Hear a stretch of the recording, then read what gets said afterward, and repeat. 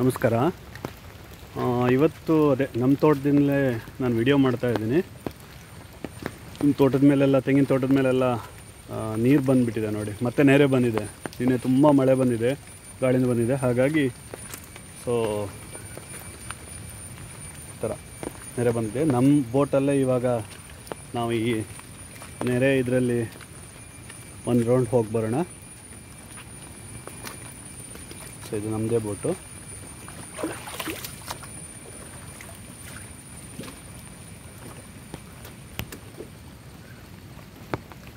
ನೋಡಿ, ಎಲ್ಲ ನೀರು ಬಂದುಬಿಟ್ಟಿದೆ.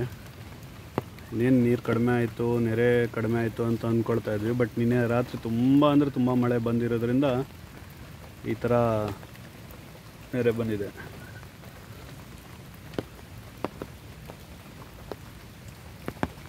ಬೇಗ ಹೋಗೋಣ.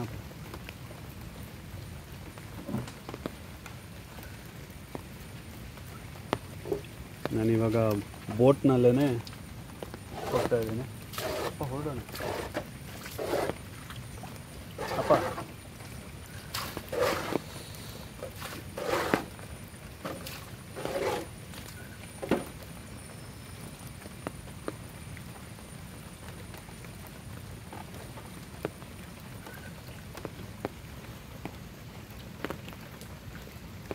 ಬೋಟ್ನಲ್ಲಿ ಹೋಗ್ತಾ ಇದ್ದೀವಿ.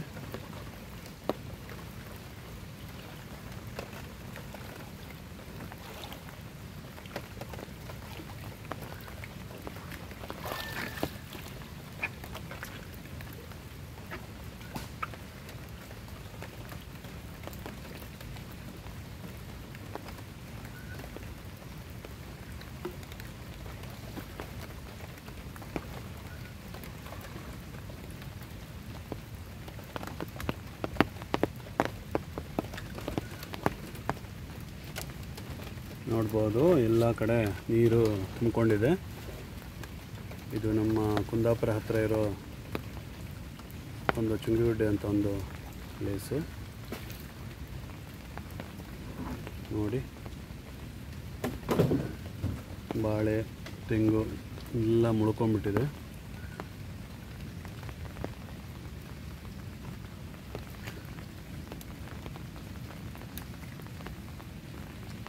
ಇತ್ತೀಚೆಗೆ ನೆರೆ ಬಂದವಾಗ ಬೋಟಲ್ಲಿ ಹೋಗುವಂಥ ಒಂದು ವಿಡಿಯೋ ಮಾಡಿರಲಿಲ್ಲ. ಇವಾಗ ಆ ಟೈಮ್ ಸಿಕ್ಕಿದೆ. ಒಂದು ಇಲ್ಲಿ ಅಬ್ಸರ್ವ್ ಮಾಡಿರ್ಬೋದು ನೋಡಿ, ಈ ತೆಂಗಿನ ಗಿಡ ಇಷ್ಟೊಂದು ಮುಳ್ಕೊಂಡ್ಬಿಟ್ಟಿದೆ. ಸೊ ಸಾಧಾರಣ ಒಂದು 3-4 ಫೀಟ್ ಇದೆ ಅನಿಸುತ್ತೆ. 3-4 ಫೀಟ್ ನೀರು ಬಂದಿದೆ. ಬೋಟಲ್ಲೇ ಹೋಗ್ತಾ ಇದ್ದೀವಿ.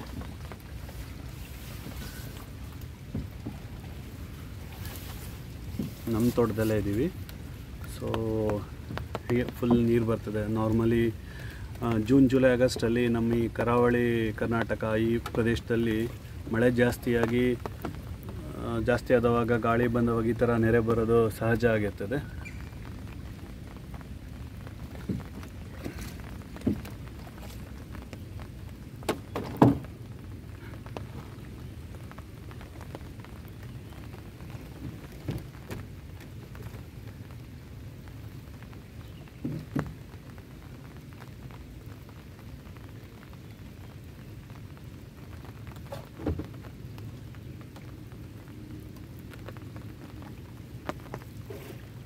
ಇವಾಗ ಮಳೆ ಬರ್ತಾನೆ ಇದೆ. ನೋಡ್ಬೋದು ನಮ್ಮ ತೋಟ ನೋಡಿ ಯಾವ ಥರ ಮುಳುಗಿ ಹೋಗಿದೆ ನೀರಿಂದ, ನೆರೆಯಿಂದ. ಇದು ಮಳೆಗಾಲದಲ್ಲಿ ಇದು ಕಾಮನ್. ಆಲ್ಮೋಸ್ಟ್ ಒಂದು 2-3 ನೆರೆ ಬಂದೇ ಬರ್ತದೆ ಯಾವಾಗಲೂ ಕೂಡ. ಮರ ಬೀಳೋದು, ಗಿಡಗಳು ಮುಳುಗೋದು, ತೆಂಗಿನ ಗಿಡಗಳು ಮುಳುಗೋದು ಎಲ್ಲ ಕಾಮನ್. ನೋಡಿ, ಇಷ್ಟೊಂದು ಮುಳ್ಕೊಂಡ್ಬಿಟ್ಟಿದೆ. ಇಲ್ಲೊಂದು ತೆಂಗಿನ ಮರದ ನೋಡಿ ತೇಲ್ಕೊಂಡು ಬರುತ್ತೆ. ಸೊ ನೋಡ್ಬೋದು, ನಿಮಗೆ ಈ ಪಕ್ಕದಲ್ಲಿ ನದಿ ನೋಡ್ಬೋದು. ಅದು ಸೌಪರ್ಣಿಕ ನದಿ.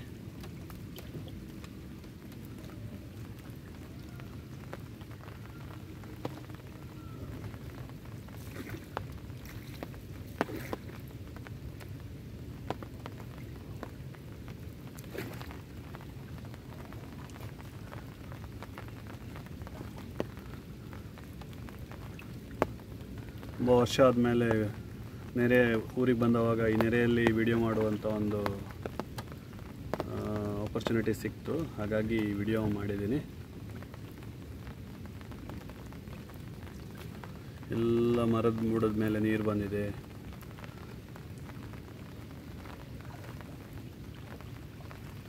ಈ ಟೈಮಲ್ಲಿ ಬೋಟಲ್ಲಿ ಹೋಗೋದಂದರೆ ಒಂಥರ ಖುಷಿ, ಮಜಾ ಕೊಡುತ್ತೆ. ಮಳೆ ಬರ್ತಾ ಇರುತ್ತೆ, ನೆರೆ ಇರುತ್ತೆ.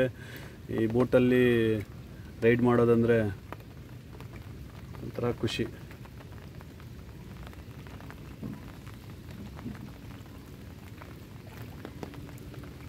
ಎಲ್ಲೆಲ್ಲಿಂದೋ ಇವೆಲ್ಲ ತೇಲ್ಕೊಂಡು ಬಂದಿರ್ತದೆ, ಪ್ಲಾಸ್ಟಿಕ್ಕು ಅದು ಇದು ಅಂತ.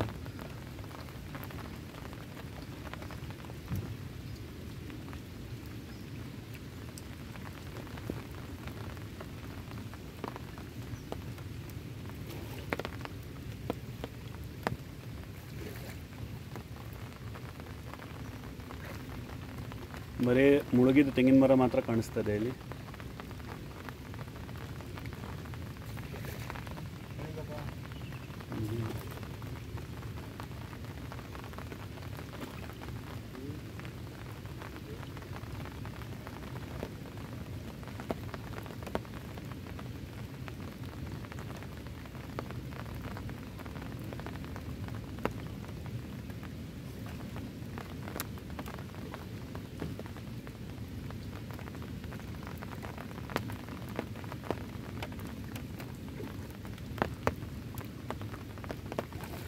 ಓಕೆ, ವಿಡಿಯೋನ ಇಲ್ಲಿ ಎಂಡ್ ಮಾಡ್ತಾ ಇದ್ದೀನಿ.